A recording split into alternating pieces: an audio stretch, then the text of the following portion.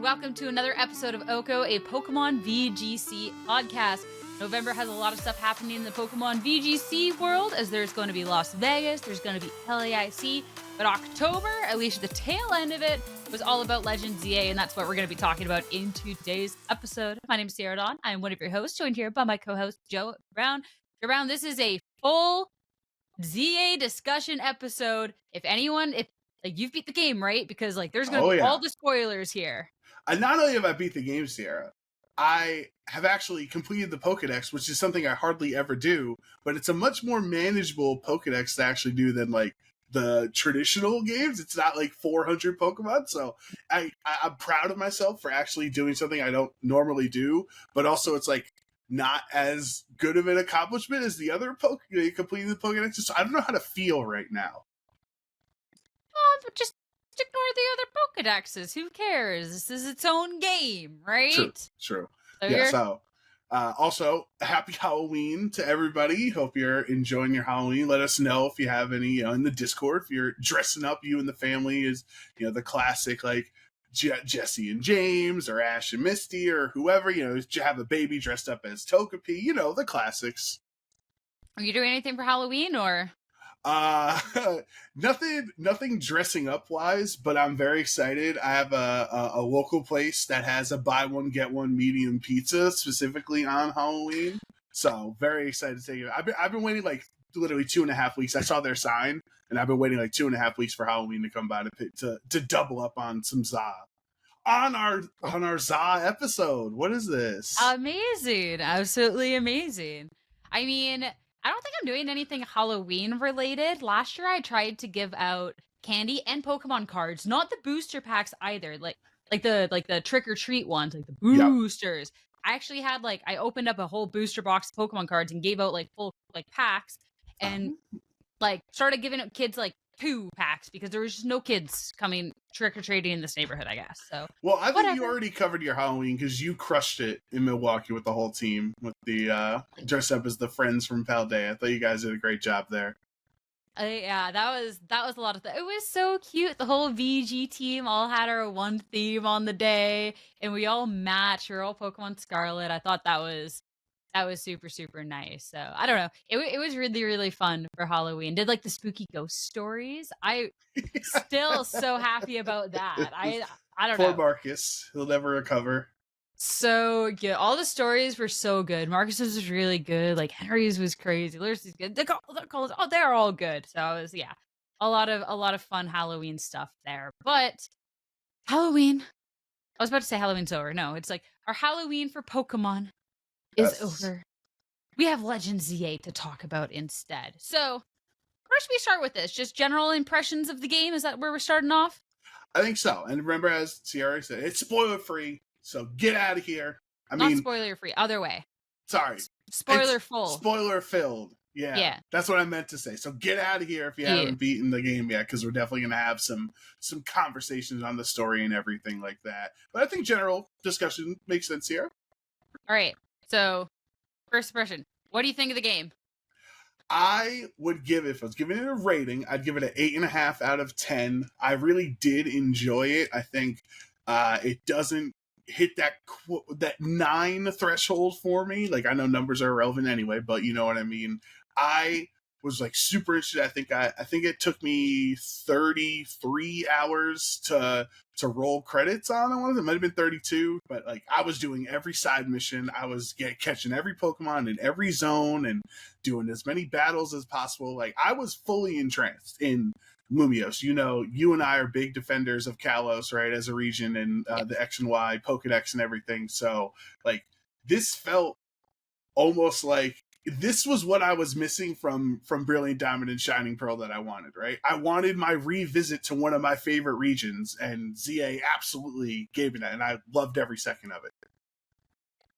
And for myself, I would probably give the game a 9 out of 10. I don't feel like it was the revisit to Kalos that I wanted. I would still love a different bounce back at it. This just wasn't it for me, but as its own standing game, I really, really liked it.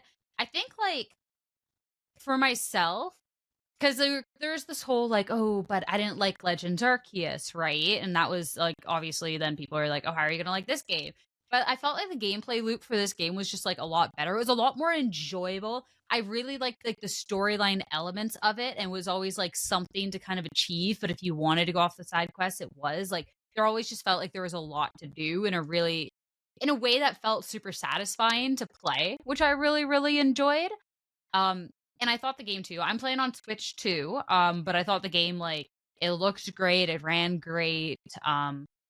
I'm sure that there's people who complain about graphics that are on Switch 1, and it's probably super, super valid. But for Switch 2, like, man, it was awesome. They actually brought all the boutiques back. You get a bunch of clothes. I had a lot of fun dressing up the little character, Oh and yeah. like it was just like it was just a genuinely fun game. Like I just really enjoyed it. I had a lot of fun. I don't understand why people are like so hateful about the game. I just don't get it. I just don't get it. Yeah, I think this is exciting news to hear for you that you enjoyed the game, since you kind of famously, on the podcast, were not a fan of Legends Arceus. So I think this, for our listeners, is nice to know that this kind of gameplay has evolved enough from Arceus to ZA, and I just think it is a significantly better game, and that usually does happen over time, right? Like Arceus was the first testing ground. They tried the agile style and the strike style or whatever it was, and you had to catch 20 Starlies to complete it or whatever. Like all of those kind of tedious things that were, that was their first attempt. Think of our Legends Arceus like red and green and blue, right? So this is now gold and silver go in the comparison. I think just the battle mechanics are so much better. The Switch 2 obviously helps. Like I don't know what anyone's experiences on the Switch 1 are and if that affects it, but like the loading times were so fast that like there's a joke that I fell victim to, like having to actually press the plus button on your controller to do plus attacks outside of being Mega Evolved. Like it comes up in a loading screen, but the loading screens are so fast that you can't even read it. Yeah. So I was like 25 hours in, never pressing the plus move attack because I know, I'm A-mashing out here and the screens are so fast. And I mean, the battles are so much quicker. Like I said, so much better than Agile style and Strong style for mechanically. It actually made me want to catch every Pokemon and do every side quest, where in Arceus it felt like a chore to catch 20 Starlies, like I said, and doing every side quest. And like just I think the cast was good in Arceus too. I don't want to just keep comparing it to Arceus, obviously, because it is its own game, but they are, kind of connected. But this cast, like the personalities, the jokes, the quirks, the outfits, everything, like I loved the crew. It did feel like the X and Y crew. Like you got a group of friends working together instead of like you and just one other person. It's not you and Hop or you and Hal or whatever. It's like a group of 4 people trying to save Lumiose. And like, I was locked in the whole time. Yeah, I think for myself, one of the biggest things, because I am a very big, like, I love like the stories in games, right? Like I get super like caught up in them. And I feel like for a while, like we've been missing a complete story. So Sword and Shield, I had so many gripes with Sword and Shield. First off, like, I don't know. Like, there's like one part where it's like Leon's like, "I'll do with this because you guys are kids," which like is like a fair sentiment. But then it's like, so you just don't really interact with the story till like all of a sudden like Rose is trying to destroy stuff, and then it's like, oh, and then like you go up an elevator, you battle some people. That's you just like it's just, like, I'm just like, what? Like I don't know. No part of it makes sense because then it's like it's just weird. Or like there'll be stories that I feel like are really, really good up until like the end, and then they kind of butcher it, or like there's things like in between, or like even at the beginning, it's just like, why are you responsible as this kid for saving the world? When there's how many trainers that are probably like you're telling me like you just thought this 10-year-old was better equipped than like the champion, but like for like ZA, it's explained.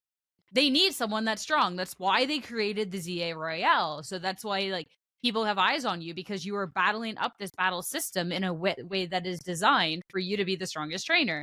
And then people have eyes on you for that. And then that is why you are saving the world, because you are the strongest trainer as proved by the system, not let's just give this job to a 10-year-old and hope they don't screw it up or else we're cooked, right? So I liked that. I was really, really worried near the end of the game because I was very satisfied with the story. Then your rival or friend, whatever, we'll say rival, whether it's I forget their names, Tawny or Urbane. Yeah. So your rival friend, you beat them, and then they're like, I'm going into the tower. And then they go into the tower, and it has the cutscene. And I'm just like, are we really just going to cutscene into this story being like they saved the world and the story's done? I was so mad. I was super upset when I won that fight, and it was irrelevant because they go in anyway. I'm like, all right, cool. Yeah, I don't even care about the birth. You know what? They're kids, like, whatever. Like, they expressed that it was important to them, like, whatever. But I was going to be upset if that was just then the end of the story there. And I thought that it was for a second. And I was so mad because I was like, what do you mean I didn't go up into the tower? Did they not want to, like, code the tower or something so I don't get to go into the tower? I was so mad. And then, obviously, the next part plays out and everything goes haywire. And then your rival's stuck in the tower, so it actually would have been really sucky if you were the one in the tower, because then everyone else has to save the world while you just sit there. So it was like, oh, okay, that's fine. But then I was super satisfied with how like that end sequence plays out, because then it's like, it all just like makes sense, right? It's all the people you've met along the way to help you out. They all have a little part in it.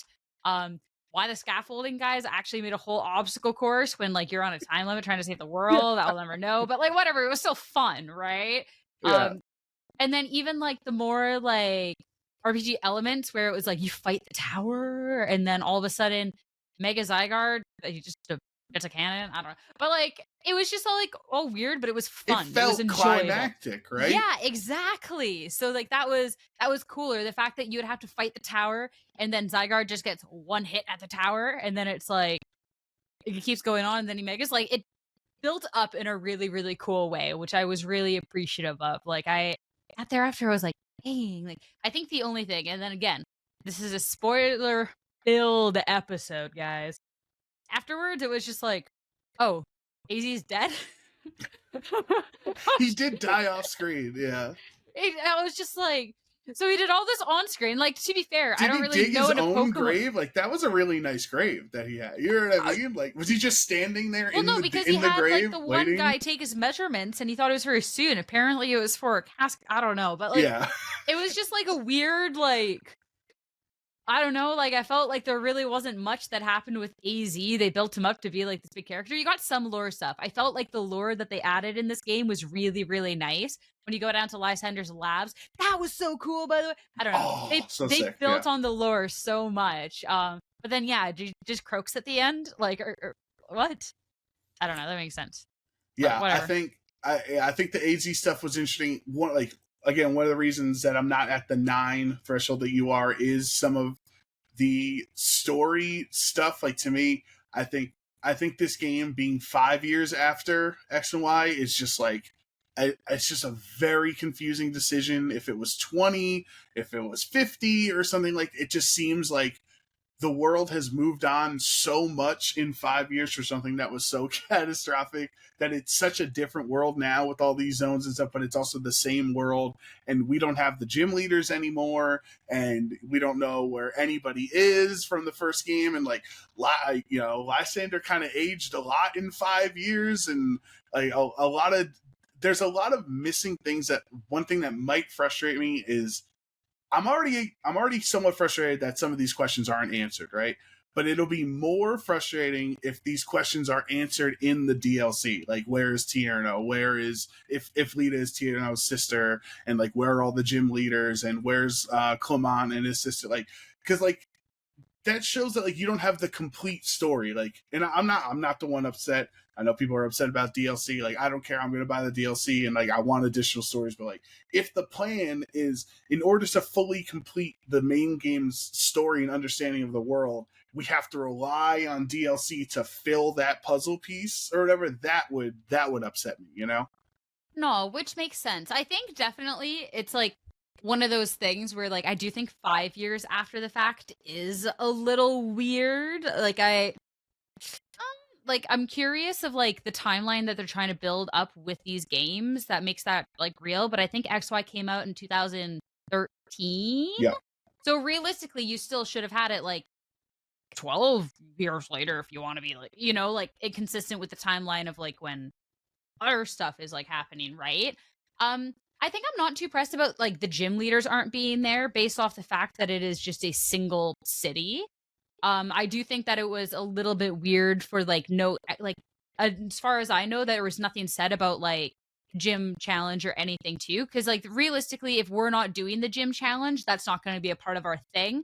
But like it would have been nice if there was like there used to be a gym in the Prism Tower, but it had to move for unknown reasons. Mm-hmm. I think that's but fine. Also, right there. like, why would they need to determine who the strongest members are, like through the ZA system, when you had Elite Four champions, you had the champion, and you had a gym leader with 8 gym badges? Like, there were some things that are confusing with the ZA. Like, and again, it's the gamification of it. We have to start at Z and go up, but like some of that, like you have Karina, she's somewhere, right? She gives us Lucario, right? Like, so there are these characters are still existing somewhere, but then how do they not know if anybody is strong enough? Like, that's one of the confusing things. They don't say what's happened in the 5 years like before, right? If ZA had known, like, there's a lot to be said. So it's like, I don't think what you're saying is invalid, mind you. It's just more so too, like, you don't know anything of what's happened until you get into Lumos City, right? So it's like there's already people that are up at a high rank because this has happened for a bit. But also maybe there's the potential because like AZ has this Floette. Maybe he's already like tried with these other like trainers and gym leaders and is gone. Is like, are you powerful enough for Mega Floette? And then it's like, no, I hate everyone that's currently here. Like, because the Mega Floette, like, obviously there is powerful trainers around and it doesn't care, right? So like, I'd be curious if that was something that like, it would have been nice if they like touched on that, right? But that was just kind of like my understanding is that like there hadn't been a trainer yet capable because Mega Floette is just so powerful in all this, right? So that was kind of my take on it. I think it's like one of those things that's like the Pokemon world too, just in general, is so big and so expansive, and it's like we say he like can pick out any pinpoint thing, but like there's definitely things to pinpoint, right? Like, don't get me wrong, but and it's tough too because these are all like the same congruent storyline. But like, if I caught Yveltal in Y, like, why is Yveltal not in my party for my other trainer? Like, you have to keep moving on things. So these are things we have to just accept, right?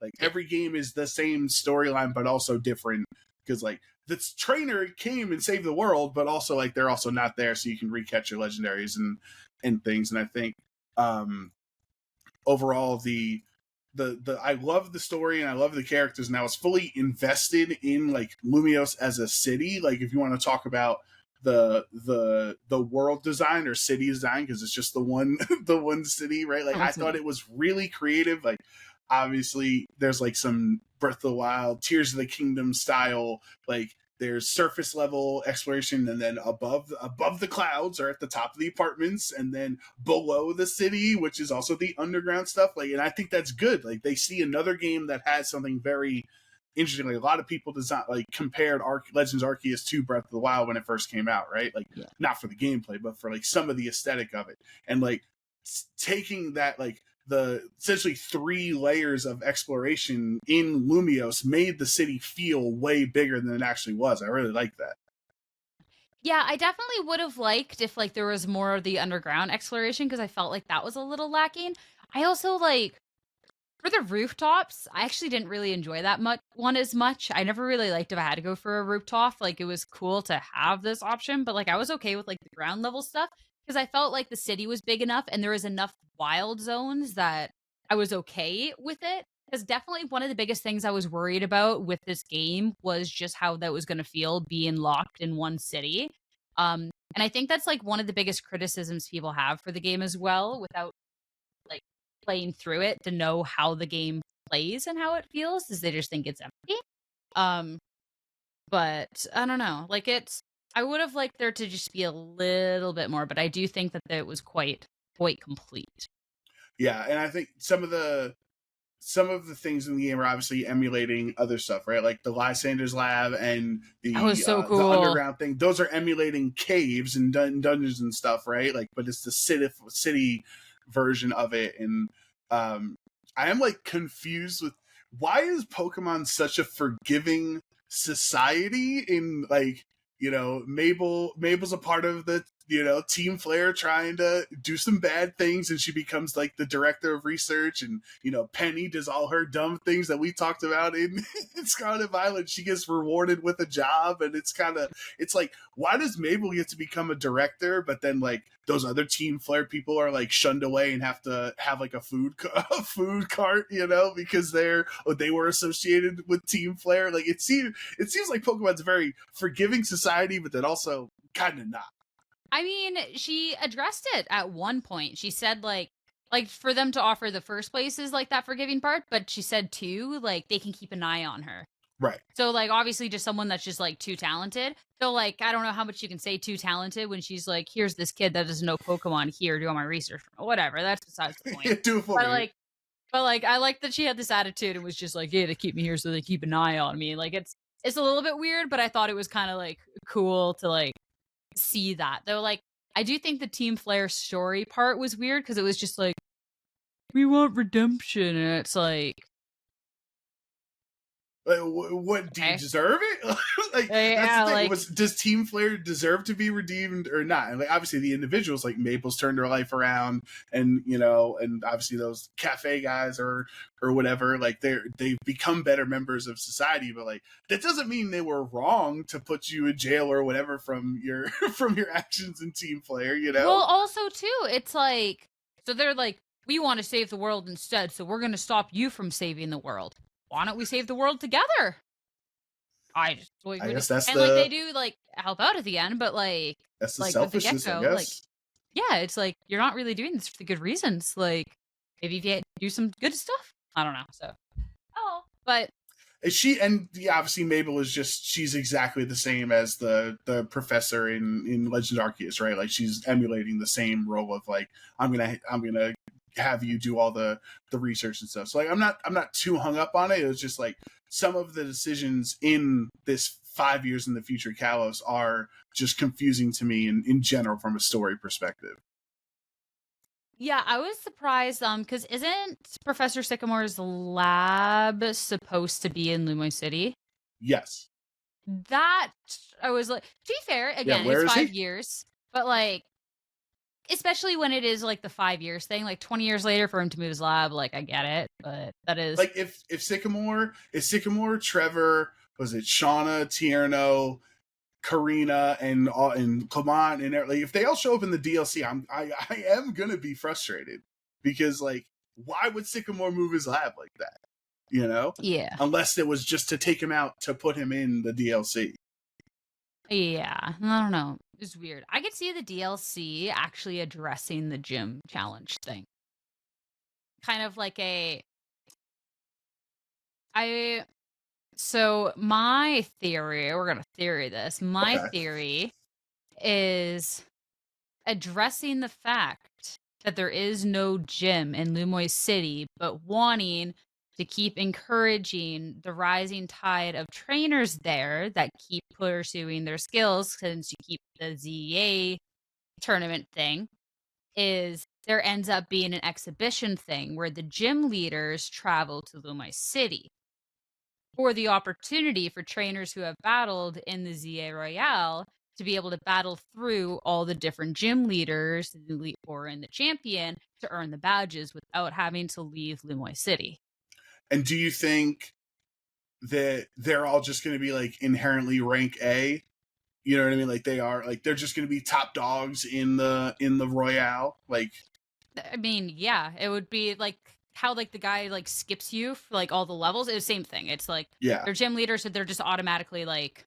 Well, what are your thoughts on that, by the way? Because people have been like kind of debating that online, like having the levels skip up. Why are we mad about not grinding the game out? Hey, God, we're on the same page here. Like my original thought, because like I played the game late because I was working at a Fortnite event over when the game released, and my first thought when I saw somebody post, they still like, what was the point of doing Z to A if they skip you a bunch of levels? I'm like, oh, what is the point? And then playing through the game's story, if I had to go through that entire grind with no story progression whatsoever, I would have been so upset. That, like, I would have been so mad. Like, it'd be different if they're, like, missing story or whatever, but if it's like, no, if you cannot progress until you're past this. So, like, I would have had to just do, like, I was like, no. Has nobody ever played ranked promos before?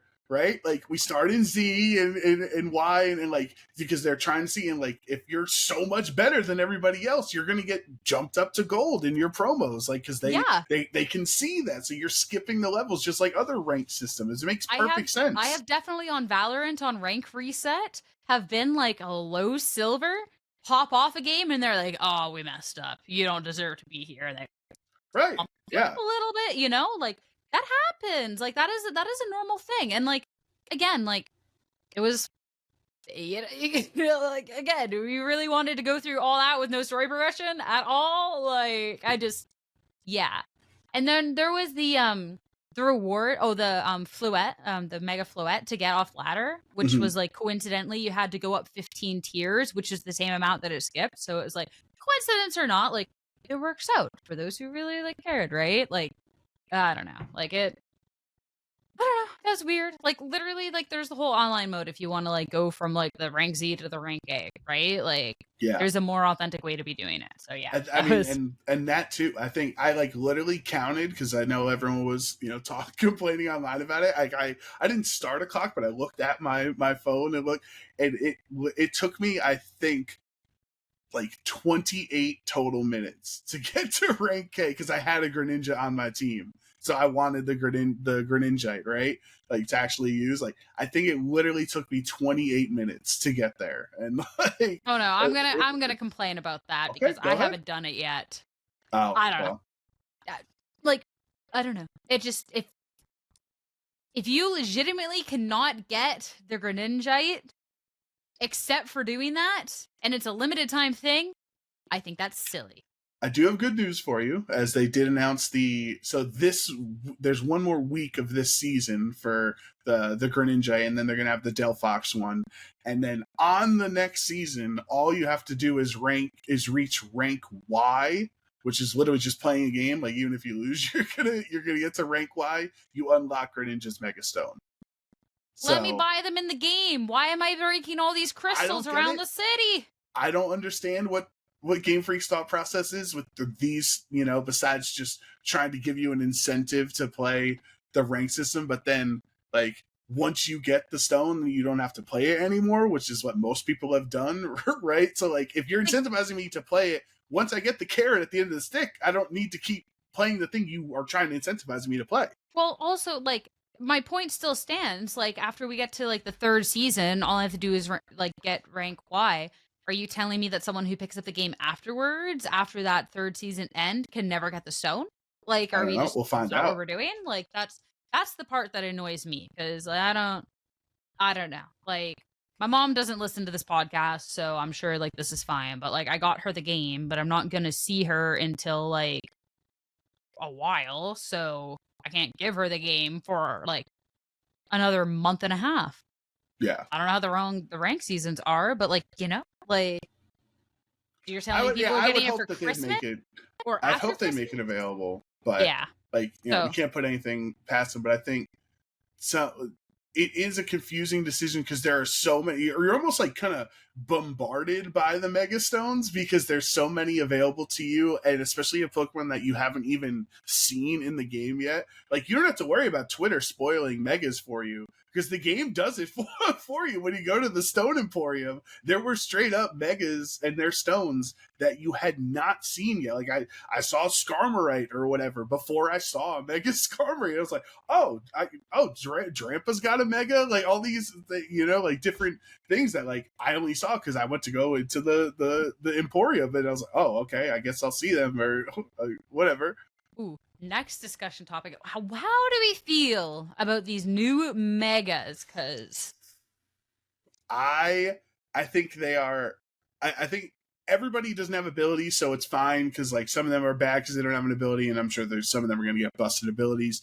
But, like, it feels worse not knowing what their abilities are. You know what I mean? We're gonna have to wait until champions or whatever to figure out the abilities. And if I knew that, like, currently Scolipede felt bad to use, but I know it's going to get a busted mega, I'll feel better about using it on my team, right? But like, just right now, it just feels bad to use. Like, a lot of these megas, I don't have the attachment to the way I do with the original batch from Gen 6. So like, I literally, I used Mega Emboar because he was my starter. I used Greninja because it was, I love Greninja, and that was more, I got a Kalos starter out of it. But like, throughout my playthrough, I was using, the old megas. That I was using Mega Aerodactyl, I was using Mega Salamence, Mega Metagross, Mega Tyranids. Like, I was using the things that I know, because like, I don't know if I'm gonna like using Mega Pyroar or Mega Scolipede.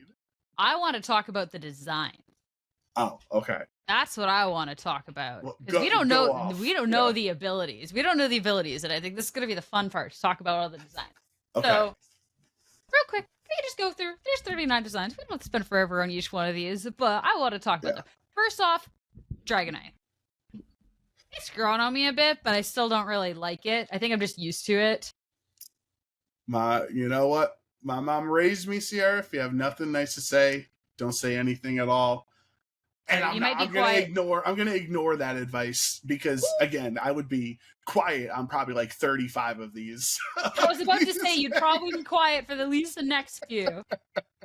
Yeah, I mean, I've talked about it already. I don't like that Dragonite's wings are on its head instead of where its literal wings. You can see its green. Its green wings are still there. I think it's a really bad design, and I think we're gonna see through a lot of these here that a lot of these megas feel like the same Pokemon. They don't feel like a evolved state of the Pokemon the way that Lucario or Salamence or Metagross, like, yes, they still look like Metagross, but it feels like Metagross evolved. Some of these we're going to look at, like, it just looks like Pyroar with more hair. Like, it just looks like Chandelure they gave more lights to. It doesn't look like it evolved.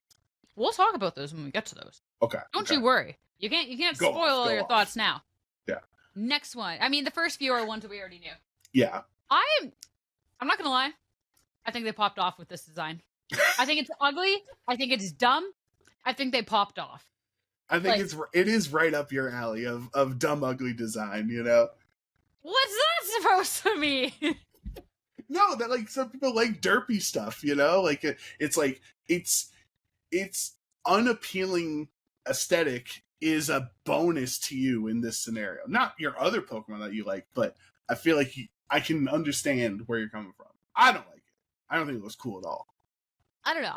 The thing is I'm not looking for every Pokemon to look cool. And like, when it's like, you're looking at this Pokemon and it's like, it's literally overflowing with poison, so it has to try and like tie its mouth shut, or else it's just gonna spew like poison sludge everywhere. It's like, the design makes sense, right? Like, I think it's dumb. It's funny. I like it.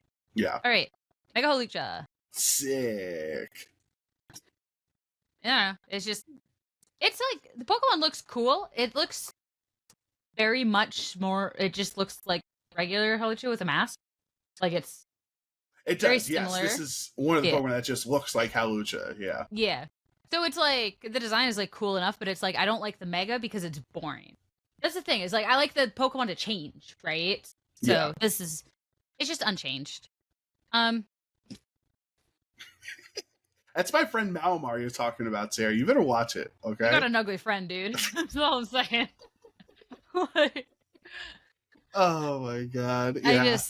I mean, this is just another, I feel bad for some of these megas that, like, you buy when you can get them versus when you can get the stone are so drastic in this game that it's just like, well, I'm not going to invest in Mega Malamar. I could have got the stone like 15 hours before I could get the Pokemon, like, or vice versa, whatever it was. So like, I have no room for him on my team because I didn't have time to grow an attachment with him. Oh, I'm just like, why'd we have to like make him a He definitely looks more evil, which is what they're going for, right? I just like, literally, if the body, instead of being like a centimeter wide, was like 5 centimeters wide, and then you kept all the rest of the design, I think it would have been good. Like, a little I just think Belveth action going on. He's just like, he needs like He needs to go to the gym, bulk up, have some protein or something. As he looked in the bar, he's got little squiggly hands. He doesn't even have arms. Yeah. Well, then I can see what the problem is. Bro's been on too much cardio. Like, he's working out his brain. He's in the library. No, I don't. All right. Sick. I mean, it's my goat right there. Boring. It's just very unchanged. Like it's just unchanged. He's essentially shiny always. He's black. But it's like, again, like, design looks cool, but it's boring. Therefore, I don't like it. Right? Like, you're not changing anything. Yeah. Oh, he's upside down now. He's kind of upside down. That is a big difference. He is Malamar out here, you know? He is upside down now. All right. This arguably the best design. Literally arguably the best new Mega in the entire batch. Mega Delphox, yeah. I guess we got to say for the audio listeners. For the audio, yeah. Good call. Mega Delphox, amazing. Just no notes. No notes. Looks amazing. Yep. You ever, like, well, I'm sure the same person designed a couple of these, but, like, I hope that they got, like, a steak lobster dinner, like, after designing this Pokemon. I hope they slept very well that night. I hope they continue to sleep well. Their pillow is always cold. They always best seat on the plane. Like, this just best design. It is just so good. Yeah. I have actually not seen Mega Chestnut yet. Bro is a cape now. Other than that, it looks very unchanged. Moves forward, it's a shield. So he's like a knight now. He's like protecting people, you know? It just also looks like a not much changed design. He's got a cape. There's no brown, like the original version has brown, right? So he's more white now. But I think it looks cool. He looks like a defender. Like he looks like he's filling his role. I don't know. All right, Mega Raichu. It's an atrocity. It's like in both X and Y. Obviously, X doesn't even look like Raichu. Like it's like the caveman episode of SpongeBob or whatever. Like it's like they missed Paradoxes were last game. I don't know why it looks like we made 2 Paradox Pokemon of Raichu. I'm happy for Raichu to get some love, but like this ain't it for me. Yeah, I think Raichu is just done dirty here. I don't like either of these designs. Nope. All right, Mega Drampa. Dude, Drampa was. This was one of the few that was not spoiled for me in the battle. And it looks so sick. Now again, it's pretty much impossible to use Mega Drampa from when you first get it revealed to when you get access to actually catching it versus being able to buy its Mega Stone. So I didn't have it on my team, but I think this looks awesome. Yeah, I'm glad. Like, if I had to do a list of Pokemon that need a Mega, Drampa would have been on that list. Like, it was just kind of like, as like a solo Pokemon, right? So I felt like it deserved some love. So this, I'm not like exactly sure how I feel about the design. I don't think it's bad, but I'm also just not too much of a fan of Drampa's original design. So I think that might be a little bias coming over. But that fills your criteria. You like the change of colors and stuff, you know? Yeah, it's okay. All right. Mega Excadrill. He's the GOAT. I don't know what to say. He looks sick. I don't care if he looks like Chainsaw Man memes or whatever. I think he looks awesome. This is just one on the list where I see what they're going for. When it's in the proper stance, it looks sick.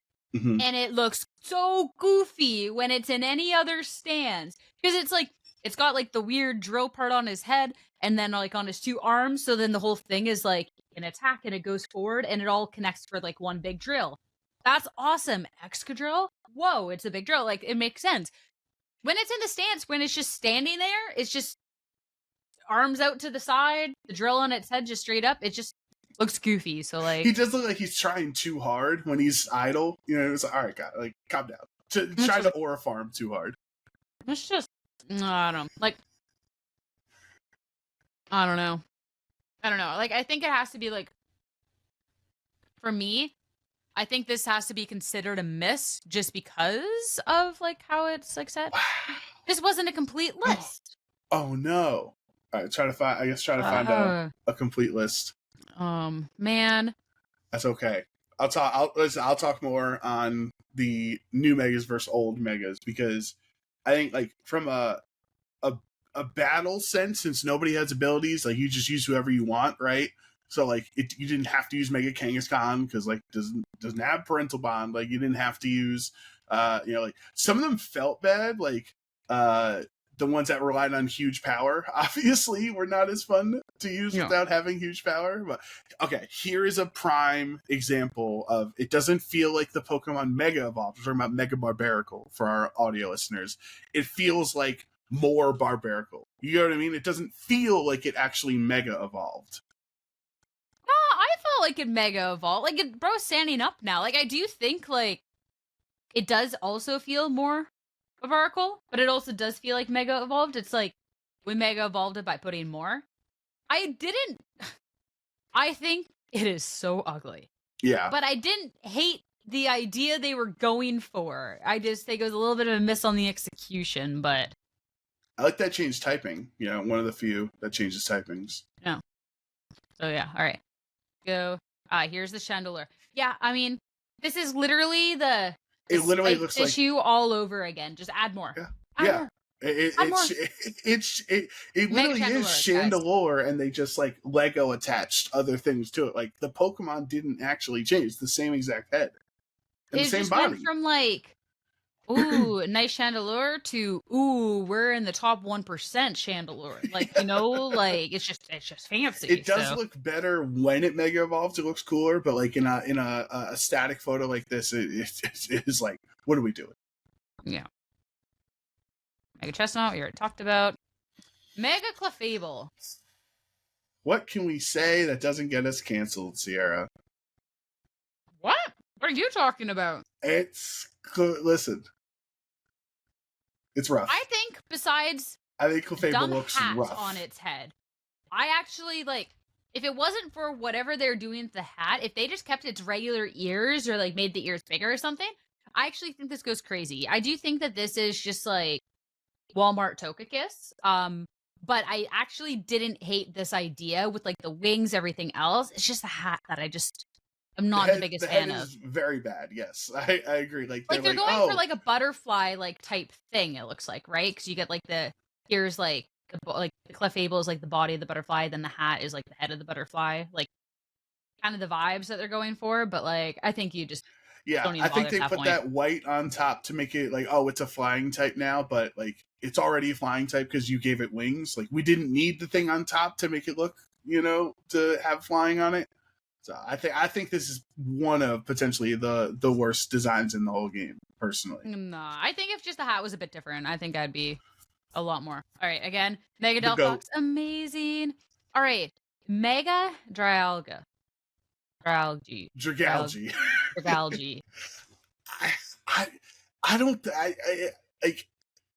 I don't know. This is a tough one for me because like this individually looks cool, but it also like it doesn't even like look like Dragalge in game when you see it in the battles. Like it's so different. I know I feel like maybe I'm a hypocrite here. I'm complaining about like Barbaracle and Chandelure being too similar, and now I'm complaining that something is too different. But like I don't know. I feel like Mega Designs, you gotta have that nice sweet spot, and I feel like Dragalge is like too different. No, I do like that it's different. I think the design is cool. It just doesn't scream as Pokemon to me. Exactly. Which is like the one part I kind of struggle with. So like in terms of how much it changes from the base Pokemon to the Mega, I love that. Let's change the Pokemon up. They're Mega evolving. Let's go. In terms of the design itself, I think this just looks sick. Like it's so awesome. But yeah, I just struggle to see Pokemon in it as much, which is like, yeah, maybe just one of those things that as it becomes more familiar, because there's definitely been new gen Pokemon that have done that for me. And it's just like, oh, it doesn't look like Pokemon. And then I get used to it. And it's like, yeah, this is Pokemon. What do you mean? Like, if you told me this was an Ultra Beast, I would believe you, right? Like, ooh, it does give good Ultra Beast vibes. That'd be cool. Yeah. Yeah. But like, yeah, I do like this. I think it'll take me a little bit to warm up to it in terms of like a Pokemon, but as a base, I do really like it. All right, Dragonite, we've already talked about. The Drumpa, yeah. Like this, I think is a better picture of the Mega Drumpa. Exactly, like, yeah, that is good. That is good. All right, Mega Eelektross. This is tough. Because this was one of the few surprises I had too, where like I didn't even think about Canary's, things on her head that were matching Eelektross's eyes or whatever. And I'm like, okay, it looks sick. And then like I'm like, does it look sick, or am I just happy it exists? Like, Hmm. am I, you know what I mean? Do I think it's good, or am I biased, or because I'm excited that it exists? I wasn't expecting it to exist. Wait, it discharges electricity from its false electrike, which are made of mucus. That's what the white Ew. stuff, I guess, Like is. on the Yeah. thing. Ew, so it's just a big mucus Pokemon. It's just a big blob of Ew. mucus. Ew. I don't know. I've never been an Eelektross fan, but then actually seeing the way it was animated in the game, I was like, oh, okay, this Pokemon's actually like kind of sick. I've just never quite noticed. And then it Mega Evolves, and then I'm like, there's like, I don't know. I just like saw the base version of it in a really cool way, and I thought that was cool. And then now I'm just so I like the base design more. I think that's It's fair. okay. Yeah. It's okay. Like, it's just, I don't know. I definitely dislike it a lot less, dislike it a lot more now that I know it's just made of mucus. Where is it getting all of it from? You know? Like, You're asking the real questions. yeah, like, if it's all like the white parts of the Pokemon, that is just too much mucus. Like, that is just too much. Get him a tissue. I know it's cold season, but like, chill. All right, Emboar. I haven't seen this, actually. Huh. You sure? I feel like your rival would have used it in battle. Maybe you just weren't paying attention because you're focused on your own Pokemon. Definitely wasn't paying attention.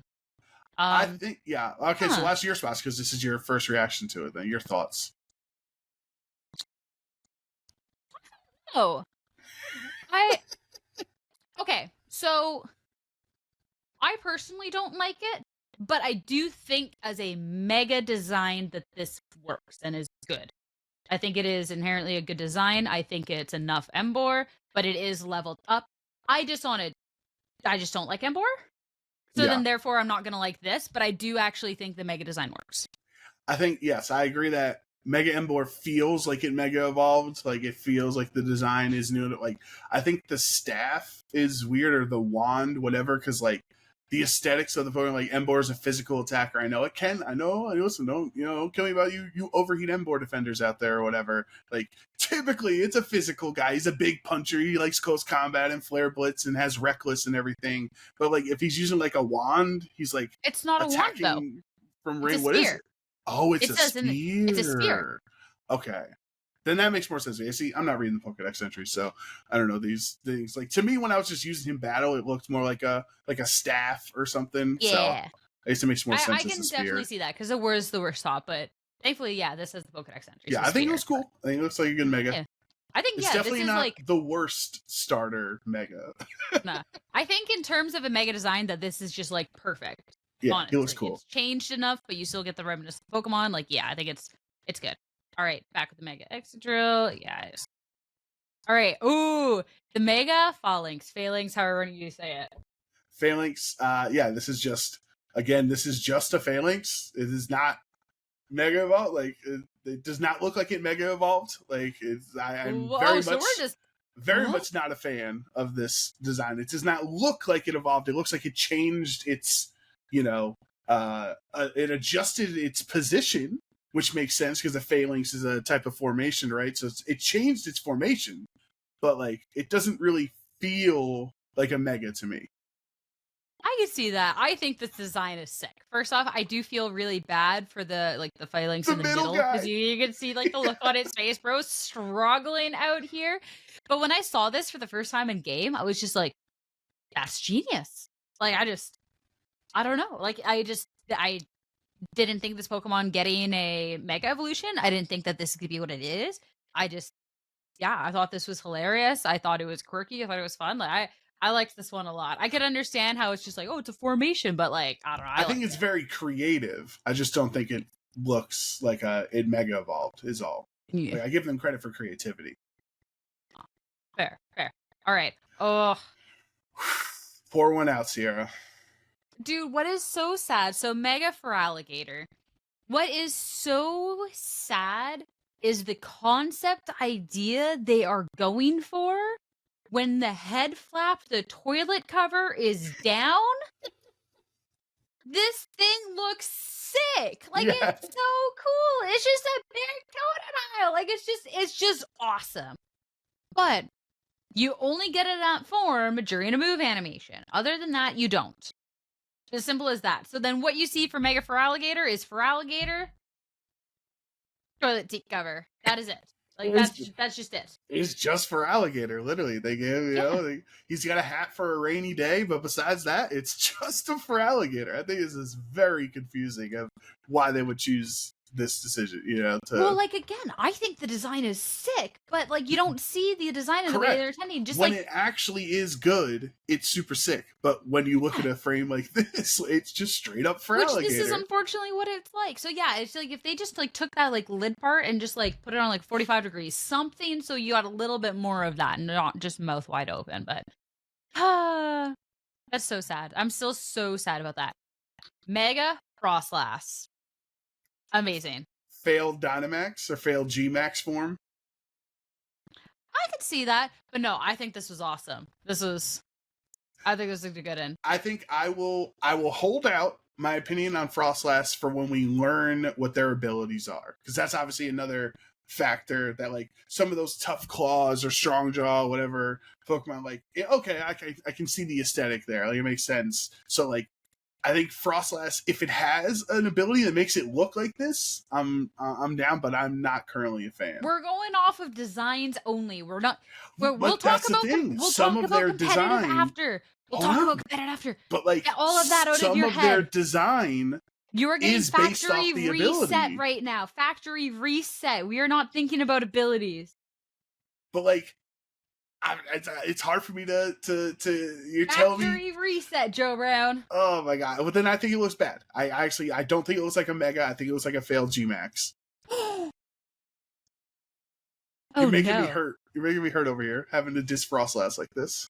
I know, that's crazy. No, I thought this was so sick when I saw it in like the battle. Oh my gosh, I thought they popped off with this one. Like, it hits like all the marks of like it's changed enough, but you still get the original Pokemon. Like, it's just like, I don't know. I don't think it's changed. That's what I'm saying. It's just tall. It just looks like Froslass. I don't know. I thought it was cool. I thought it was so cool. All right, Mega Meganium. Listen, I don't care if it's bad. I love it. I think it was awesome. I love that. I love its fairy design now with the flowers and stuff. But it's probably gonna be terrible. It's 4 times weak to poison or whatever. I don't care. I love Meganium. See, like, I think it's cute, and then I'm just like, but like they just added more. They just took the first set of flowers and they just copy pasted it all the way up until they ran out of space, and then they're like, ship it, send it, done. Like, inspired by Raging Bolt with the long neck, you know. Well, I saw someone do like a sketch of like a fan art of like what could have been, and it did have Meganium more like dinosaur like more with the longer neck and stuff. And I thought like that design would have been so sick or something like that. And like this just looks like, I don't know. It's just more flowers. I can understand why people don't like it. Yeah, I'm just biased. Yeah. Like, I think it's cute, but it's just, again, like, this could have been, like, the regular, like, Bayleaf evolution, and it would have been, like, the same. Like, it doesn't really feel like a Mega. It's just... Yeah, that's fair. Yeah. Oh, okay. Maybe the worst Mega Pyroar. Can you just, you want me to factory reset and not think about anything? Can you just take this Pokemon out of my memory, please? Mega Pyroar is unbelievable. I don't know. Yeah. It's just Pyroar. They just put more hair on it. I would love to know, please, someone just like, please, if you like this design, just please, like, let us know. Like, I don't know. Like, if there is a vision, I just don't quite see it yet. Like, I know a lot of things with Megas and design is just what people personally like, etc. But like, I just don't see it with this one. Yeah, like, I don't know. Does it? If you have a female Pyroar, do they both look like this? I don't know. Because they look different. I mean, it just looks like male Pyroar. Yeah, I would imagine they both look like this when they Mega. But yeah, I think this is bad. All right, Mega Scolipede. I think it looks potentially sick. I think it looks really cool. Like, it looks strong, It's very big, especially because I had an alpha. I caught an alpha and I used it in my playthrough, so it was like literally taking up my entire screen to when I put it on the battlefield. I think this is a cool one. I go back and forth. I do think it hits like it ticks all the boxes for like good mega. I think it goes onto the list of like I just don't necessarily like it as much, or it's like I'm not the most fond of it. I don't know. I'm still getting used to it. But I do think that, like, in terms of, like, mega design, it is a good design overall. I don't know. All right. The Mega Scrafty.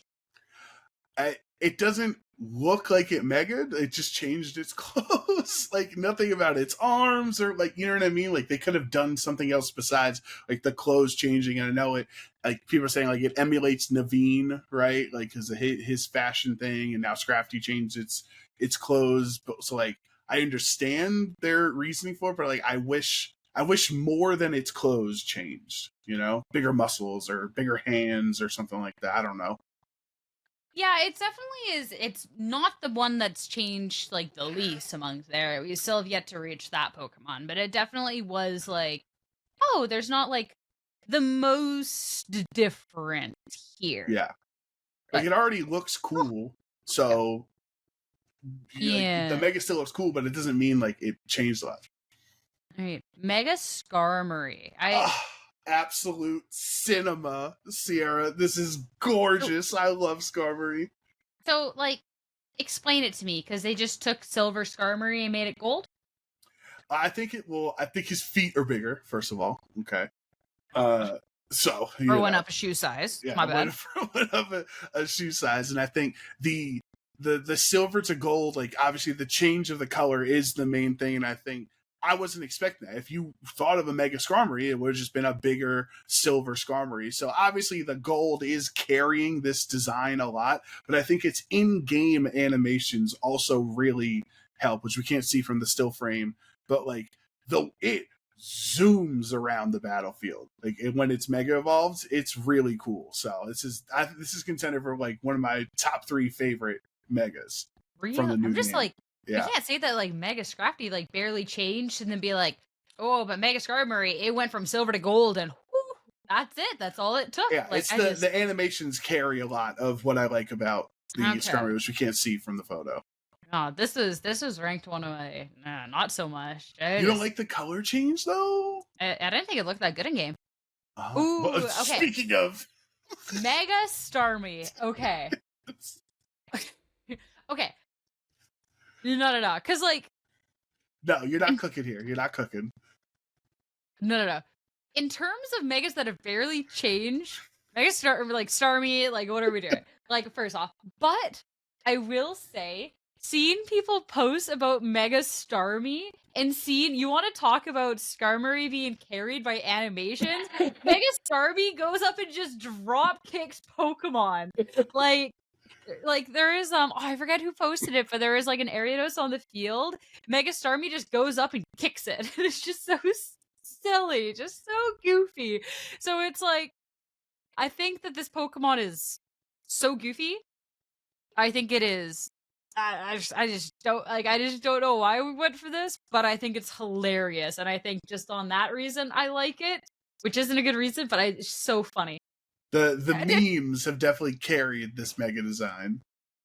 You know? Whether it's simply trying to communicate or wants to supplant humanity is unclear. If movements have become more human, like, I don't know, it just goes and kicks Pokemon. It's like, if you're a trainer who doesn't have a Pokemon and a Pokemon comes up to you and tries to fight you, what would you do? You'd probably kick it. True. And that is exactly what Mega Starmie is doing. It's just so funny. It's so funny. I gotta find that clip and send it to you. It's just it's so goofy. It's so funny. All right. Richard Bell, we already talked about. Oh, the Mega Zygarde. What do we think? Like, I don't know. It's one of those things where it was like, we just had Mega Zygarde for the story, which was we needed a huge cannon to like make sure we could blow up the thing in the sky so it doesn't destroy the world. So it's like, okay. I doubt that we ever see the Pokemon anywhere else or anything. So then I'm kind of just like, whatever. I think it's like I don't really like it like design wise, but like I think is what it is. Yeah, I think the blimp is very much detracting from the design, where it's literally bigger than the Pokemon, right? So like all the other Pokemon, their bodies Mega Evolve, but like this is pretty much just perfect Zygarde, gaining a gaining a missile in the air. Like the perfect body didn't really change too much. So I'm not. Yeah, I agree with you. I'm not too keen on it. I mean, the base perfect Zygarde looks cool enough anyway. Like I don't think we needed the Mega. Yeah, it's just for the story. We just needed a cannon. That's it. All right. Eternal Floette. I mean, this is another one where it's like story. So like I don't really. Yeah, I mean, flower makes sense. Fair flower because it was the flower that could ruin the world or save the world. So. Yeah, I actually think AZ's Floette looks cooler, not Mega Evolved. You know what I mean? Like again, with the other part of it is distracting, just like detracting from the design for me, just like Zygarde. So like I think the color scheme on regular AZ's Floette is cool. So I'd rather that than the Mega. Yeah, and then that is the list. That's all of them. List. Yeah, it's a lot of them. There is. I was surprised it was this many, to be honest. Yeah, they definitely did a lot. Like, I don't know, like, if there's anyone that's just like, ooh, they're so negative with the list, like, and as a base, I don't really like Mega Evolution that much. But I do think that there were some cool designs. I still think Mega Delphox is the best design. Yeah, not just out of the new batch, but I think of all designs. I'd have to, like, think about it. That's a bold statement. That's a bold statement. But it is a good Mega. Like that you say that with Mega Lucario's existence, Mega Metagross, Mega Alteria's all fluffy, up in the clouds. It's cute, but I can't be like, oh, well, I criticize Megas for not changing that much, but Mega Altaria is like cool. Not because it's just more fluff. But like Delphox actually like changes. You're not just like, oh, we added something to it. Like it actually changes as a Pokemon, but you still get the base design. Like I think it just hits like it's just perfect. I think we would have to do a deep dive in the old design. So like I do think Delphox is in the discussion, Yeah, like it's I think it's very, very strong. But all right. What else about the game? Oh. Criticism about the game. Uh-oh. So and in typical Sierra fashion, I decided to just tweet what I thought about the game on the internet, which has never gone well for me in the past, and it sure did not go well today. So my previous pop-offs was Generation 6 was the best generation of Pokemon. We're not ready to have that discussion. People are not ready to have that discussion. I got a lot of hate for that. I said Legends Arceus wasn't good. I got a lot of hate for that. Then I said that Legends ZA was the best Pokemon game ever. And boy, were they not ready for that. You finally switched it around. You killed them with kindness, with positivity, and the people did not respond in kind. No. But like, do you now to this, from when you tweeted that to where we are today, do you still feel like it's the best Pokemon game of all time? Because like if you did, I feel like it'd be higher than 9 out of 10. The thing is I think every game has like their gripes and stuff about it, and it's just your own personal enjoyment of the game. The thing is if I look back, I don't know if any game is a 10 because there's always something else I would have wanted out of that game. I just look at my base enjoyment of the game, and then that's where like I rate the game. So like I really, really enjoyed like Generation 6, for example, but again, there's going to be gripes about the game that it could have been changed a little bit. I enjoy Generation 3, like I loved like Ruby Sapphire. I never played Emerald, even though I know that's supposed to be the best of the three, but again, like blah. Really, really enjoyed the game, but of course, then I think that there wasn't necessarily as much of the post game. So, like, I don't know, like, I definitely think that there's a lot of Pokemon games at that 9 out of 10 tier. I would put Ruby, Sapphire, Emerald, and like Oras and stuff among them, right? But it's just like what people prefer in the end. And I think that people have been like unnecessarily harsh with ZA. I feel like we're at a point where there's a lot of negative sentiment and just people wanting to be upset. I think that there is definitely valid criticisms to have about the game. But I think that there is a lot of people that are looking for something to be mad about. Like, there was somebody commenting on my post, and they were like, they didn't render shadows. Not once did I notice about a shadow being or not being rendered. Like, like, if you can nitpick if you want, you can nitpick any game if you want. But like, why are we just so nitpicky now about all this stuff? I don't know. But like, playing through the game, I thoroughly enjoyed the game. I thought it was a lot of fun and I had a great time. And that's what should matter, right?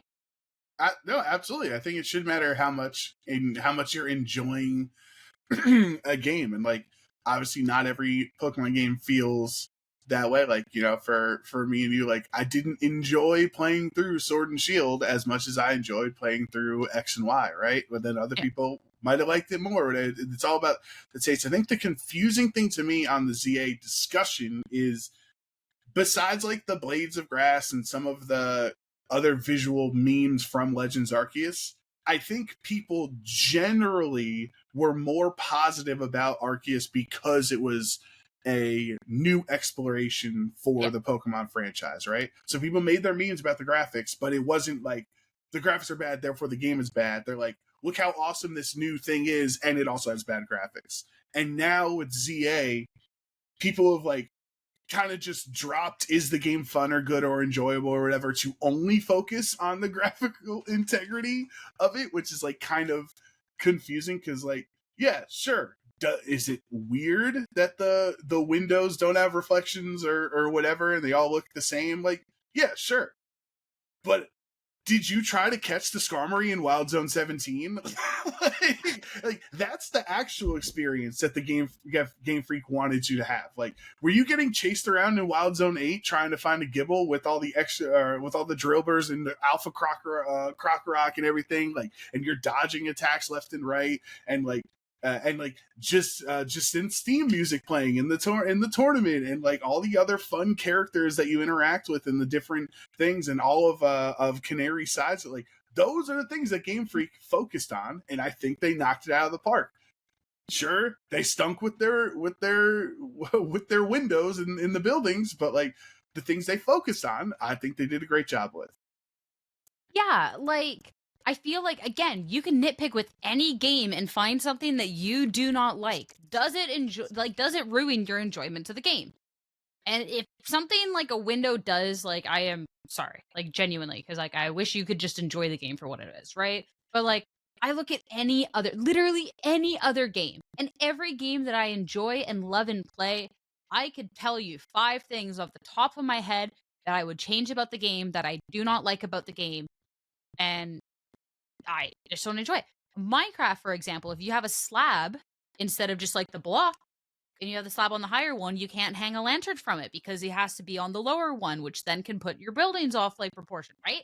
I hate that. Do I enjoy Minecraft less for it?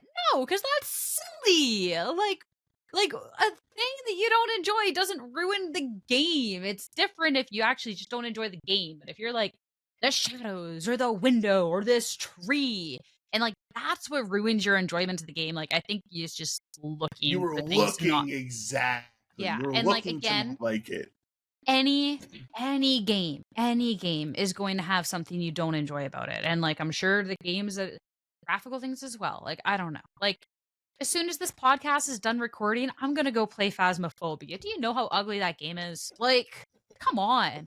Like, it's so ugly. But like, and it's buggy, and I'm trying to put stuff down. I can't put stuff down. I still love the game. Yeah. Simple as that. So, yeah, I don't know. Like, I don't know. It's just, it gets frustrating sometimes being in the Pokemon community, and it's just like, if you enjoy something, it's bad. If you don't enjoy something, it's bad. It's just like, I don't know. Yeah. And like, again, if people just legitimately just did not like the gameplay, that's fine. But it's like, I said I liked it, and it's like, you are ruining Pokemon. They didn't render shadows. You supporting Pokemon made this happen. Okay, like, chill. chill. You didn't like the game. That's okay. Don't buy the game. I liked it. I bought it. Like, I'm not ruining the game. I promise. Yeah, it's I didn't even buy it. They gave it to me. I did not give them my money. Actually, if you want to be frank, I like what? Well, now that you spoke poorly of Mega Skarmory, they're gonna ask for that copy back. You know. I already beat it. GG's. I don't know. I also thought it was really funny with the comments because like half the comments were like, I haven't seen anyone. This isn't a unpopular take. I haven't seen anyone talk negatively about it. And then the other half comments were calling me names and telling me to like jump off a cliff. Like I'm just like, all right. That's okay. I mean okay. There's so much like fake.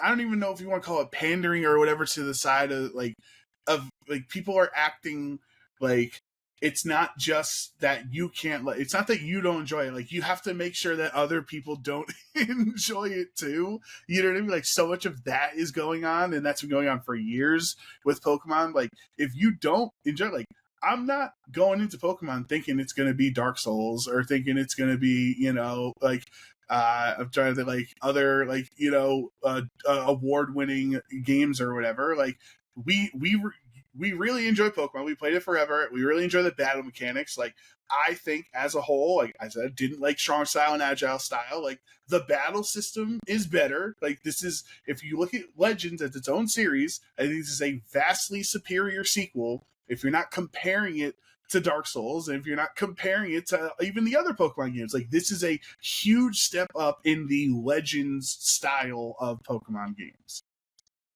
Yeah, and again, if someone doesn't like that style, again, that's fine. Like I don't like Puzzle League. I'm not playing Puzzle League. Like I'm just not good at that one. So I'm sorry. You don't have to be good at games to like them. No, but again, like you're allowed to just like a game. Or like I didn't enjoy Legends Arceus at all, but I didn't tell others like they shouldn't enjoy it. It's just like right. I don't like this game. Like I don't have fun. At the end of the day, do you have fun or do you not have fun? Because some games are so ugly, but if you're having an absolute blast on the game, is that just not the important part at the end of the day? Like yeah. Simple as that. So I think there's also like a thing. It also is franchise dependent because people are trying to knock Pokemon down because it's the largest, you know, most successful media company in the world. I understand why they're trying to knock it down a peg, but like there's a moment in one of the recent Fire Emblem games in Three Houses on the Switch where you go to like you're just like walking in the town, and like there's obviously vendors, you can buy food and different items and stuff, right? And so some guy has food and he's got a bunch of baskets, and literally the images in game, it is a straight up like JPEG of like apples. Like they didn't even try to put like this thing because it was such a little afterthought, like of like making models for putting apples in the basket and for different fruits and whatever. Like that's how little effort. The same little effort on the windows of the buildings is what they put into the market in Fire Emblem.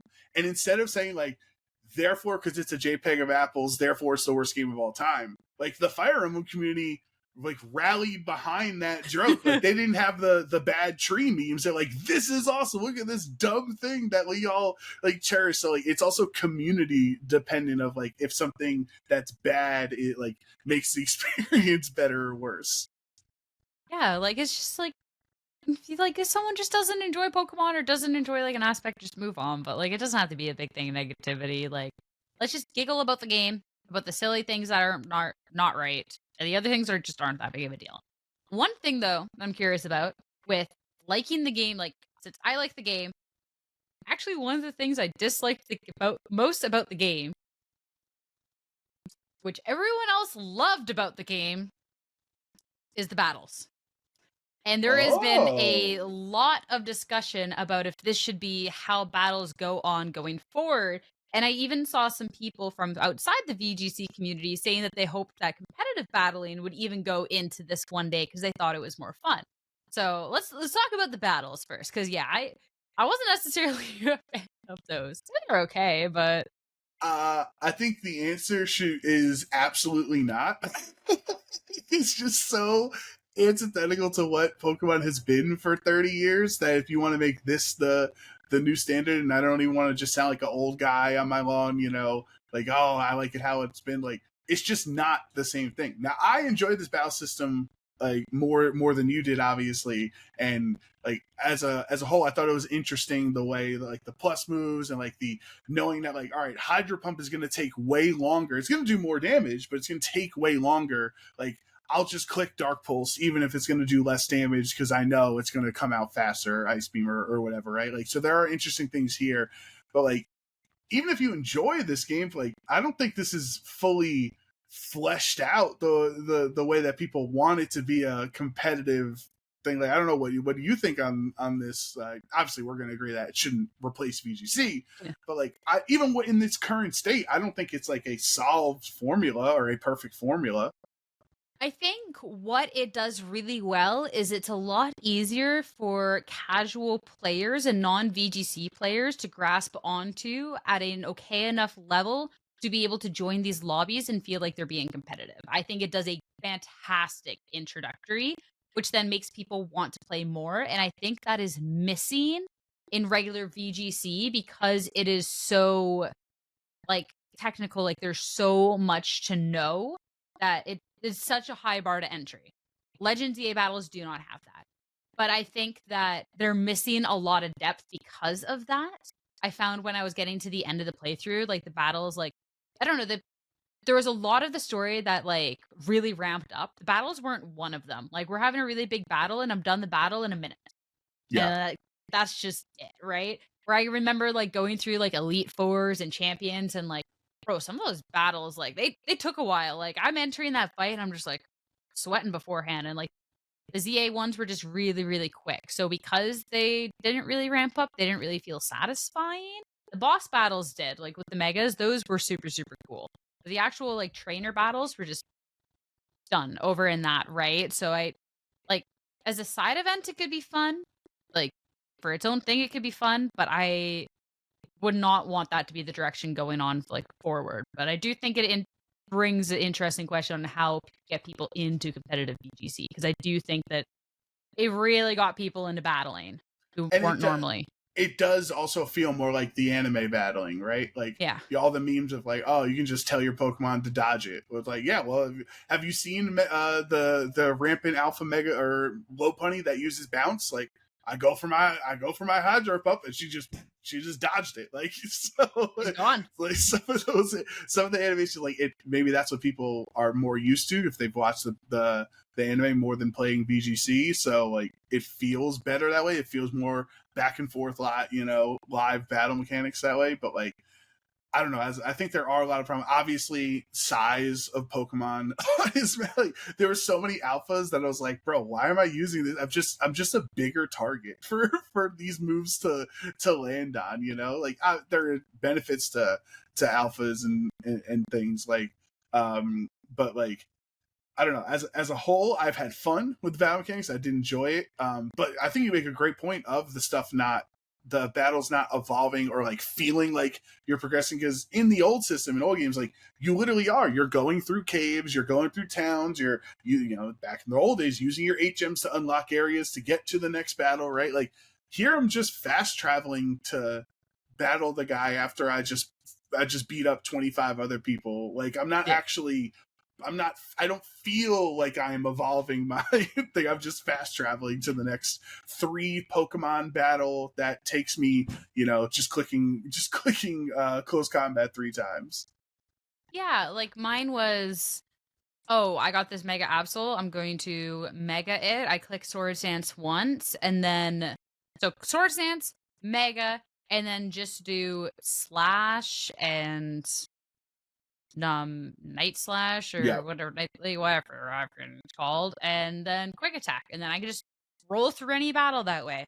I'm about to not roll it, Force Store, and then just keep spamming the same Pokemon, even if it's a type disadvantage. I can just spam the same Pokemon, right? And you can argue you can do that in the main series. Like, I'm with you. I left my Pokemon in bad spots in this game way more than in regular Pokemon. You just games. didn't get punished. Yeah, 100%. I left my Florges in against like Aegislash and like other, Metagross and like other steel types and stuff. I just didn't care. As you said, I just kept Calm Mind, Draining Kiss, and if I got low, I'd heal or whatever. Just like I didn't want to switch because it takes so long with the switch. And they all flex when they come out for 5 seconds, and I'm like, oh my god, click Hydro Pump, bro. Yeah, and it's like you can argue that you can do that in the mainline series games too, which is not inaccurate. I've definitely cheesed some battles, but I felt like you were punished more for that type of play style if you were around the same level. Whereas for this game, it didn't necessarily feel like it as much. So yeah, I don't know. Like, I think it's okay for the Legend series to keep on with this sort of stuff. For the other side of the main series, because this is technically main series, but you know what I mean? Yeah. Like the regular like gens, I would prefer if they kept it to regular battles. Just my own personal opinion. But in terms of like the VGC circuit, like please never. Like I just Can we talk about the potentially like best character that Game Freak's ever made with Canary? Oh my god. That whole storyline. Only listeners, just the biggest eye roll of my life. That whole storyline with all like the tier 3 subs that know every fact about her, and then also it's like not actually her, it's her grandpa controlling everything on social media, and like that whole thing was, oh my, it felt like I was like staring at real life, you know what I mean? I think my issue was the fact that like they just did the electric popular influencer streamer. I'm a fan. I don't know, but they just like that's just like reusing the same trope, right? So it was like independently, yeah, sure, that's fine. But like when it's just like, okay, we just had this, and then like we're never doing it again. It's just like, like whatever. I also like, I don't know. Maybe it's just like, maybe this is like the I'm getting old like a point of it, but it's just like this is now the job that's in the game that is then going to be the plot of the game, is this person who's just streams as a job. And it's not anything against streamers, because that's literally also like part my job. Like it's nothing against that. It's just like seeing it actually in my video game. It's just like, I don't know. We're getting into too many levels of like, I don't know like what it is. It's just it's just weird. You might be afflicted with unk status here, Sierra. No, like genuinely, I just like, I don't know. Which again, like I streamed. I think like, that's what's cool about it with Iono and Canary, like how the time has evolved. Like when we were kids growing up, obviously, if you ask kids what they want to be, a lot of people wanted to be athletes or wanted to be musicians or whatever, right? And now when you look at kids today, a lot of them do want to be YouTubers or content creators. Like, and that like breaks in my head. I'm like, oh my god, why would you rather be a YouTuber than like a star of an NBA team or whatever? But like the times have changed. There's different interests that the kids have. So I think like Canary's story here, like also the greatest pun of like potentially the greatest pun of all time from the localization team, that her name is Canary and her grandpa and the whole construction team are all ground type users, and like the canary in the coal mine, that they're all coal miners. They're like, there's something afoot about the storyline. It's actually him controlling the thing instead of her. Like that adds to my enjoyment of it. Like, as a big pun fan, like I think there's just a lot of fun in it. I just love that guy. That was the actually, number one canary fan. I love that guy. It's just, I don't know. And Naveen being a big fan, but like everybody on the team was essentially like calling him a loser for being a big fan, but also like he was very helpful too. So it's like, who's the loser now? Like I just thought it was awesome. I don't know. I don't know. Like I said, I would be a little bit more keen if it wasn't back-to-back gens, because I don't think that they did anything wrong. And then, yeah, I think I didn't really have streamers. I had hit unk status, so before? It's just like, I mean, yeah, but that's also where unk status, so it's just like, oh, so much of this is, Kylo, do not choose those wires, I swear. Kylo! Don't do it, Kylo. But yeah, no, I think this is just a I'm old moment. I'm not gonna lie. All right, then who was your favorite member of the Royale if it wasn't Canary?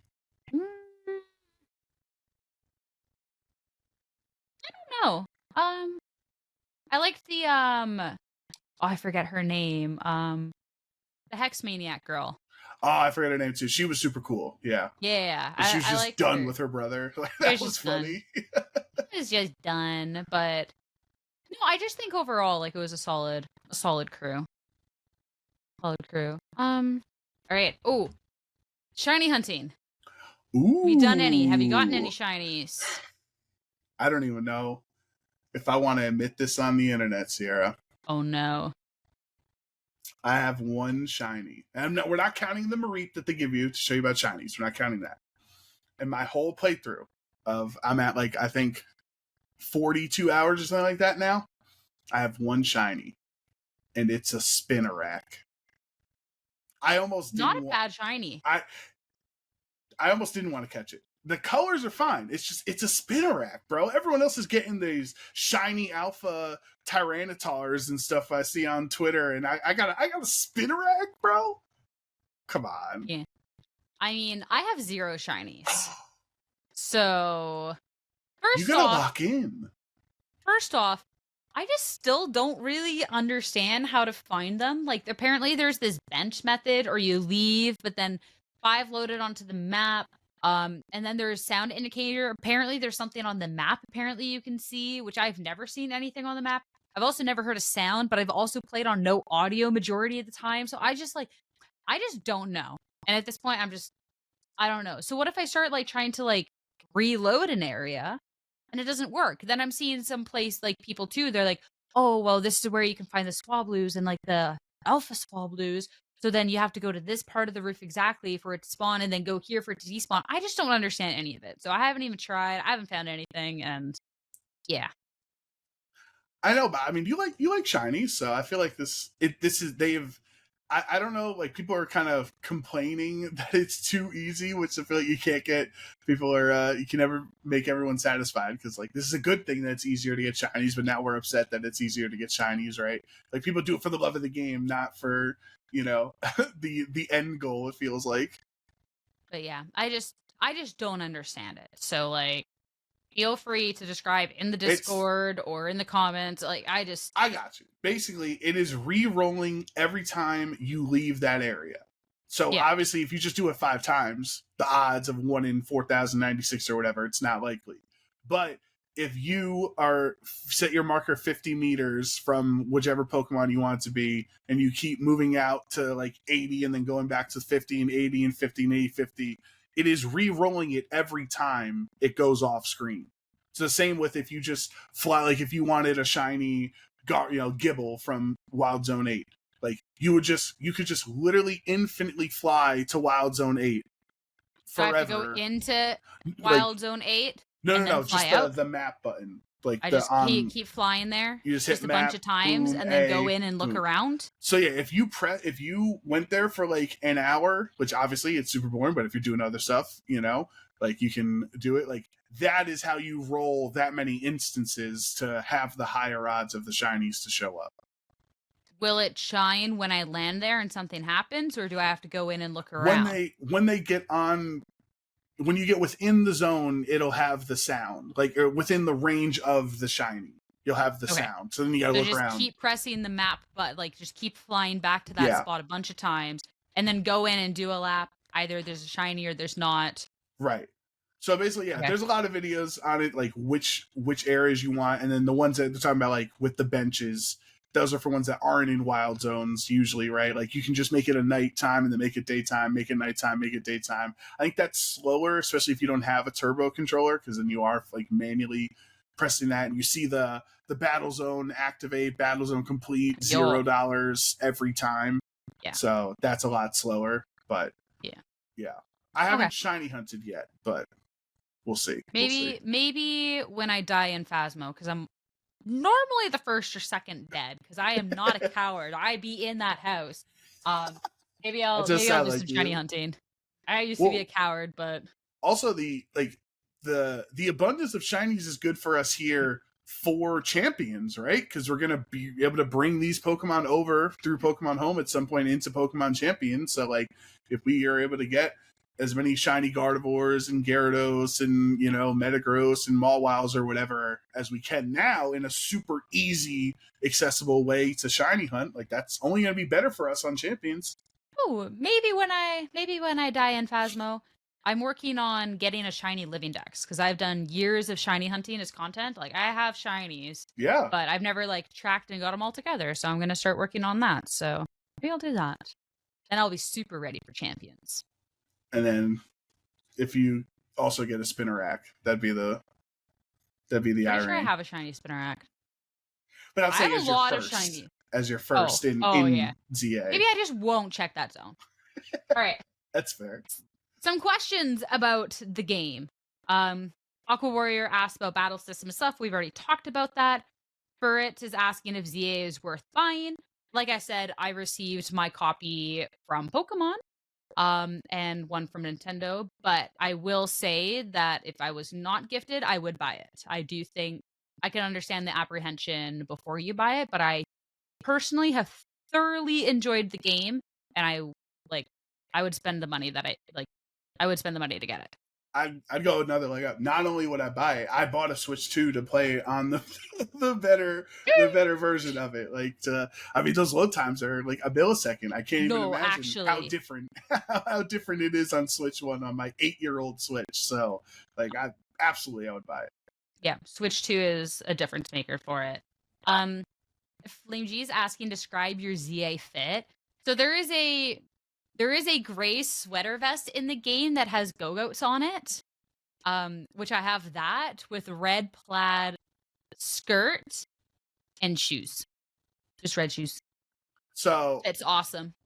Okay. You're a little you're simple. There's a lot of those fancy outfits too. Dude, the sweater vest is it's so cute. I want one of those in real life. I've actually trying to figure out how to crochet. Can I make this? It's so good. I posted on Twitter when I beat the game so anyone can see it on there, the photo of me and my Florges. I had a bit of punk rocker look going on for my girl. She had a pink beanie and she had some what's it called? I forget the type of jeans where it looks lighter, it looks worn. I forget the type of terminology used on that. Dated? I don't know, yeah. And pink sneakers and the gray kind of, it looks like a sweatshirt, but it's kind of cut off at the side. You just have the t-shirt underneath it, so it's only the top half is a sweatshirt. If that makes sense. It's cropped. It's cropped. Yeah. Cropped. Thank you. Yeah. So I was kind of I remember I texted to Gabby. We're both big fans of Life is Strange, the video game, and they're kind of alternative looking at all those games, their outfits. So I felt like I was the city is called Arcadia Bay in Life is Strange. So I was Arcadia Bay comes to Lumio City, a little alternative. Oh goodness. Anyways, yeah, people should in the spoilers channel post their fits, but yeah, we'll post ours too. I have definitely changed it since beating the game 6 times. I'm not gonna lie. Now that I have more money, now that I'm getting $250,000 per nighttime, thing, I'm able to afford more outfits. So now I'm currently wearing red headphones and then the black and red Charizard leather jacket or whatever. It's got Charizard G-Max fighting on the back of it. That's my new outfit. Okay. I just changed mine to a black and white leather jacket with shorts, leather black shorts, because I'm trying to find trying to catch Yveltal, which you know what, I've always heard with that. Yveltal's into leather. I've heard that. The gripe with this is you have to catch the Pokemon before you can go past that part of the story. I have fought and tried to catch this thing, I swear, 20 times. Yep. And after you throw the Pokeball once, it'll leave. And you can't save and do the thing with in the other zones. And at first I thought it was because with Xerneas I caught it on the second Pokeball. So same. I was awesome. This is gonna be easy. No. And then they make you replay the entire beginning dialogue as well. Just why couldn't it just be it runs and then they're Sierra, you really need to catch it. Go back, and you're fine, and then you go back. Like, why are you having to like redo all of it, right? By the way, for Sarah absolutely did not want to say fine. I'm proud of that you. Was like, always the word. That was always the word. That was always the word. Yeah. But yeah, this Yveltal has been the bane of my existence. Are you just ultra balling it, or are you trying to be aesthetic? Because obviously he would look cool in like a luxury ball or something. I mean, Premier Ball, but like still, like the whole gripe with like the loop. I even like stopped and like just have done like a journey collecting those colorful screws to get the push to increase the catching odds, and like maxed that, and I still can't catch it. So I'm just That's brutal. Okay. Hannah's a shiny roll call. One shiny Spinarak for Joe Brown. Nothing for me. Random dialogue from the game that made you giggle. I don't really recall anything right now. There is a lot of like, there's nothing I can really recall, but I will say there's a lot of good dialogue in this game, and there was a lot of funny ones, but I just do not have the memory. So I would say every time Lita like cared so little to say Canary's name right that Naveen got mad and corrected her. Like she kept saying the wrong name, and he was, it's Canary. Like those are funny because like Lita she just could not be bothered. She could not care less about his favorite streamer. I thought that it happened like 4 different times. Like, and he was getting madder and madder every time as the tier 3 sub. So he was very upset. Favorite new Mega Delphox. I think, well, yeah, if we're talking design-wise, we both agree on Mega Delphox. New Mega that was the most surprising, unexpected. I'd probably say that would have been like the Drampa. I literally had no idea that the Drampa the Scolipede and the Dragalge as well. I think I was surprised that Barbaracle like existed in general. Like, we don't like the design of it, but like I like that some Kalos Pokemon actually got Megas. I was happy for that. Yeah, and then last but not least from Monkey, how essential do you feel the game is for a typical VGC only gamer? And asking about unless they allow you to transfer stones. I don't know how essential it is. I doubt you'll be able to transfer stones. That'll probably be a purchasable in Champions. I don't think stones are like. I don't think it could be a held item. Because you can't put held items in home, right? Like they just lose it when you put it in home. I'm pretty sure, right? Like if you gave if you transferred in Scarlet Valley, because you can't get like the Reigns of Unity and like stuff because you need to rebuy all those. So I'm sure Champions. So I don't think it'll be essential in terms of anything else. I don't think the game is essential for a VGC only gamer. I don't know.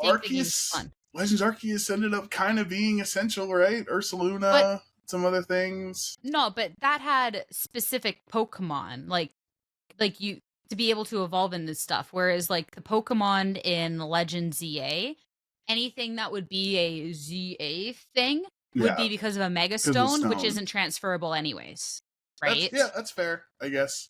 So it's like it's just like whether a Pokemon isn't available in Sword and Shield, Scarlet and Violet, but then like I feel like we have to see how this DLC is going to turn out, right? Yeah, there could be new forms of Pokemon that aren't Megas who I have no idea. I'm just saying, like, if there is a regional variant of Sneasler or Ursaluna in the ZA DLC, that would. Which I still don't think like you need Legends Arceus. I don't think it's essential for being a VGC gamer. It just means you need to have a friend that has the game.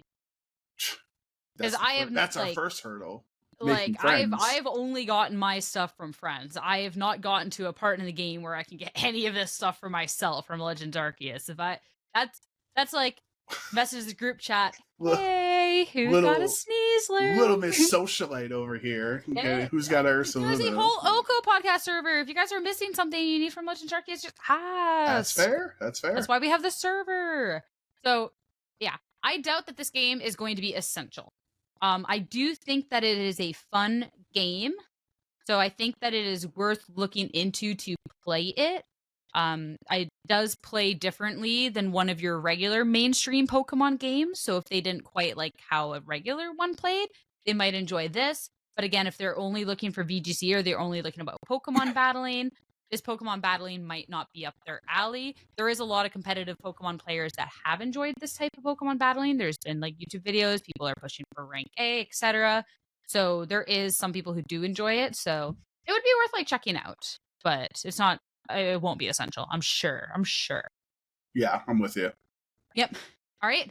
We've answered a bunch of questions, but question of the week, so I can get to my phasmophobia. There we go. Okay, hold on. I got. So, thank you to everyone who's made it to the end of our podcast. At the end of every episode, we always answer our question of the week. If you ever have any burning questions you would like Sierra and I to answer, you can join our Discord link in the description down below, and we'll always answer at the end of the episode. This week's question of the week is from Queenie, and they say, "What's the best Halloween candy? And if you could create a sweet based on a Pokemon, what would it be?" So Queenie technically asking 2 questions of the week. Well, because it's Halloween, I guess we'll answer both. Yes. What's your favorite Halloween candy? When you were going up to the door. Like okay, so we're just saying anything that could get given to you. 100%, yeah. Okay. Like you're going up to the door, ringing the doorbell, saying, "I hope they're going to have this candy." So, growing up, the Canadians will know. The best chocolate to get, at least in my family, the one we would all fight over, the coffee crisps. Oh my gosh. And that is one too. Like your parents will always take your bag of candy to do like their safety checks. And they're always taking some of those coffee crisps for themselves because they are just the best one of all times. Oh my gosh. But those are amazing. If you are American, if you go to Canada or you see them in a shop or like anything else, get them. They are amazing. Or get a Canadian friend to get you some. They are literally like the best like candy chocolate. Okay, I respect it. I'm also gonna go. I'll bring one for you next event. Okay. Yeah. I was gonna say I'll also go in chocolate related and peanut butter related, and I'm going with the Reese's peanut butter cups. The best candy Halloween. It could be Thanksgiving. It could be a random Thursday in March. I don't care what day of the week or the calendar is. I'm always going to be a Reese's cups guy. No, those are super good. Also glad that you say Reese's, not Reese's. Oh, I can't stand it, bro. I can't stand it. Yeah, because it's like, especially too when there's like the little ones, they're Reese's Pieces, but then people say Reese's Pieces, and I'm like, do you not see this? Oh, it drives me nuts. Yeah, it's a deal breaker. Yeah. But then the second part of the question, if you could create a sweet based off a Pokemon, what would it be? So one of the quests that they had in Legends ZA was they wanted to get a Vanillite to take a little sample of like the cloud stuff for perfume. I feel, and they were like, oh, it's minty. But like, what if it was just like that cloud? So it was like cotton candy, but like mint. Bro, I think you cracked. What if in the Black White remakes they do to the Vanillux line to what they do with the Furfros? Like you make the different types of ice creams out of Vanillite. Just like the Furfros have the different coats, of fur. That would be cool. That would be cool, but I want mint cotton candy is what I'm saying. That's one of the flavors you could get. There's like 18 Vivians. No, I don't know. I don't want ice cream. I want it to be like Furfros. I want it to be like actual cotton candy. But it's cold and minty. It's like ice cotton candy. I think that'd be cool. I'm down to try it. That's all I'm gonna say. I'm down to try it. I'm down to give it a shot. Dude, the vision that I have in my head of this would just be, it is phenomenal.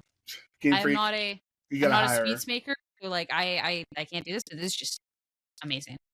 So I think that makes sense because obviously it's already food based as a Pokemon. I think for me, I thought about this earlier when Queenie posted it, and I've been stuck on it, and you gotta hear me out here. I'm going with Minior style candies. So like the Miniors have the different colors and stuff. So rocks. Do I have to finish this? Have you ever heard of rock candy? We had rock candy in Milwaukee, first of all. So yeah, why do you want something that already exists? So hold on. Have you ever watched the old cartoon show Ed, Edd and Eddy from Cartoon Network as a kid? Their big thing, it was kid hijinks. They were always trying to make money so they could buy jawbreakers. We had the candy a jawbreaker. It's a big rock. You keep it in your mouth and it gets smaller. There's different flavors on different layers and stuff. So I would like different Minior style designed jawbreakers as a candy. So just jawbreakers, but designed.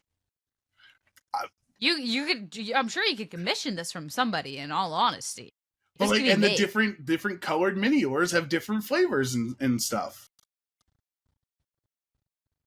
What's wrong with that? It's just, bro. You just said cotton candy like that doesn't exist. No, not cloud mint. Have you ever had a soft mint? Probably. That, I don't know. But bigger and softer. And cold. I think we're gonna need the group to decide this. I'm making something new. You're just like, I want a reskinned jawbreaker. But it's not reskin. It's like cool. Like you open it, you don't know what flavor Minior you're gonna get once you open it. Until you know. It's like, I think it'd be cool. You're just not about that life. I got it here. I got it. That is our question of the week. Let us know what your answers would be. Let us know what you think of our answers. And yeah, this is going to be then the end of the podcast. If you made it to this point, we yapped a lot about the video game and not much about VGC. So I appreciate you still being here. Of course, next week, we're going to be gearing up for like regionals happening sooner rather than later because October is done, which is great. So yeah, stay tuned. There's going to be a lot of VGC stuff coming up soon. Thank you again so much for listening. Join the Discord, follow the channel, and we'll see you all here next week for our next episode of OHKO. Take care, everyone.